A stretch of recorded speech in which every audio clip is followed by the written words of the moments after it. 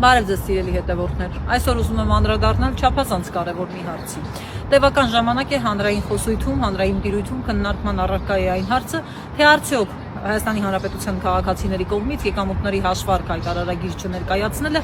կարող է քրեական պատասխանատվություն առաջացնել Հայաստանի Հանրապետության քրեական օրենսգրքի 444-րդ հոդվածի ուժով։ Բանն այն է, որ 444-րդ հոդվածը ունի նման ձևակերպում. օրենքով հայտարարագիր ներկայացնելու պարտականություն ունեցող անձի կողմից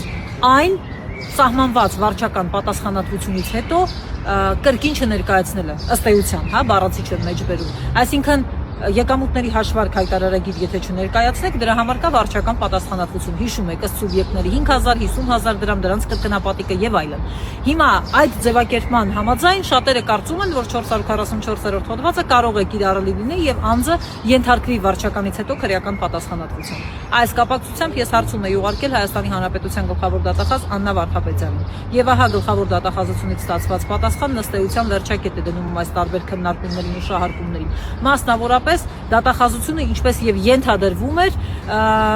նշել է, փաստել է, որ 444-րդ հոդվածը ի սկզբանե օրենսդրի կողմից նկատի է ունեցել կոռուպցիայի կանխարգելման հանձնաժողով հայտարարագիր ներկայացնելու պարտականություն ունեցող անձանց կողմից կրկին չներկայացնել, այսինքն Հայաստանի Հանրապետության ըստ էության սովորական քաղաքացիների ոչ պաշտոնատար անձանց համար 444-րդ հոդվածը կիրառելի չէ, բայց որpիսի մենք չմնանք միայն այսպես ասենք հստակեցումների կամ դիրքորոշումների հույսին, գլխավոր դատախազությունը հստակեցրել է նաև, որ այս պահի դրությամբ Արդարադատության նախարարության կողմից շրջանառվում է նախագիծ, որտեղ